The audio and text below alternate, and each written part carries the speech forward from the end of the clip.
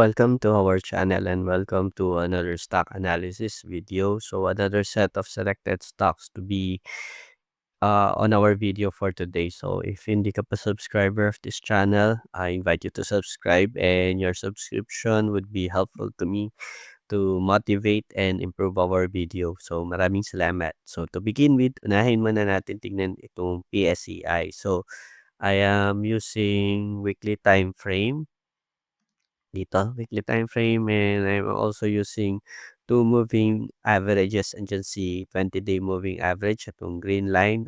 This serves me as my indicator to identify short-term trends, and nandito rin yung red line, which is the 50-day MA, which serves as my indicator for long-term trend direction. So for our index, nasa taas yung mga candles. So meaning for me, this is an uptrend direction of stocks. And so nag-close si index or PSEI natin with the red candle. Probably because of the global events na nangyayari. So technically, intact pa din naman si PSEI and around the 6,300 level. Kung makita natin dito, nagsusupport pa rin siya 6,300 level. So for me, the critical level in PSEI is around the 6,200 level dito sa around this sa 50-day moving average natin.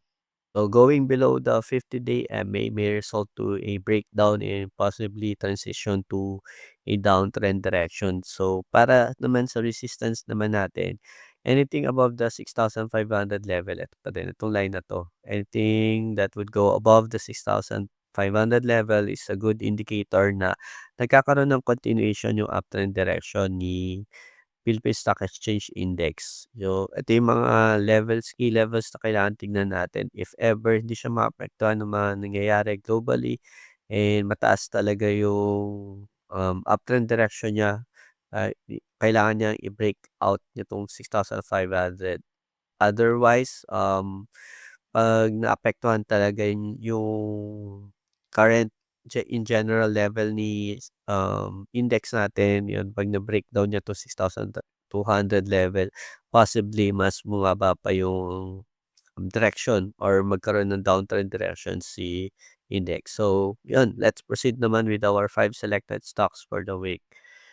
For our first on our list is APL, Apollo Global. So, si Apollo Global naman malaki yung itinaas niya, this week. So, what I like about APL is the formation of the MAs. Makikita natin yung green line natin is above the red line, which is yung 20-day MA natin above the 50-day MA, which is a sign na yun nagkaroon ng alignment. This is a good indication that there is a good strong uptrend direction, and yun, so recently na break out na din niya tong 20-day MA, which is also a good sign for us to may potential si Apollo or si APL na magkaroon ng continuation sa trend movement niya.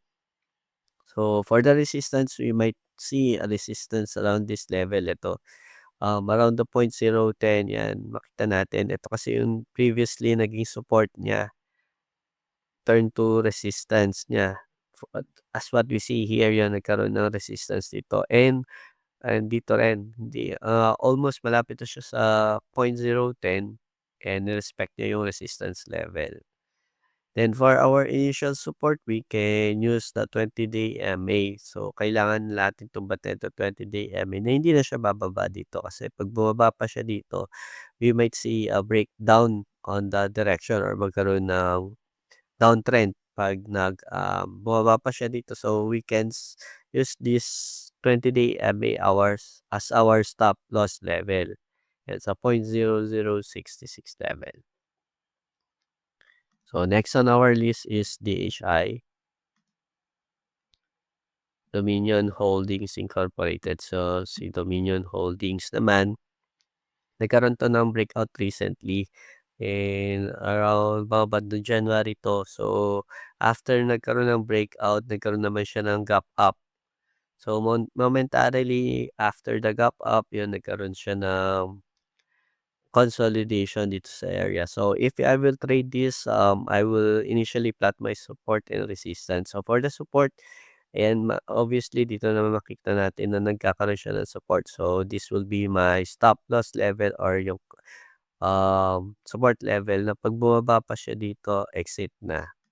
Then for the resistance around here, yan makita naman natin nire-respect niya 'tong level na 'to, 'tong 4.46. So titignan din natin sa mga previous candles niya, and obviously dito yan may mga resistance din dito sa level na 'to, 4.46, yan resistance. So this will be a good resistance level na 'pag na-break out niya 'tong to 4.46, and magkakaroon ng momentum na pataas yung trend ni DHI. So ito yung kailangan natin bantayan, and magkakaroon ng strong conviction 'pag na-break out niya 'tong resistance level na 'to. Next on our list is Pcor or Petron Corporation. So, si Petron Corporation naman breakout stock 'to, nagkaroon ng breakout siya dito, and if wala ka pa nito, I highly suggest to stay away na unless meron kang ginagamit or sariling proven strategy to enter and to exit the stock. So, high risk na kasi si Petron. So, if ngayon ka palang papasok, probably medyo mataas na yung risk na magkaroon ng bentahan. So, dito sa recent move ni Petron, ni-respect niya actually yung resistance level niya dito. And kung makikita natin dito, ayan, ito yung nagkaroon ng mga resistance dito. So, ganun din yung nangyari dito sa last candle natin. Nagkaroon ng resistance. And yun, also based on the historical movement ni Pcor, medyo hindi maganda talaga yung formation niya. Usually 'pag nagkakaroon ng breakout, ng ganitong kalaking breakout, ang madalas na nangyayari is nagkakaroon ng breakdown or nagkakaroon ng, um, shift to downtrend movement, and makikita natin sa mga previous candles niya, 'pag nagkakaroon ng malalaking breakout na ganito, usually nagkakaroon ng breakdown.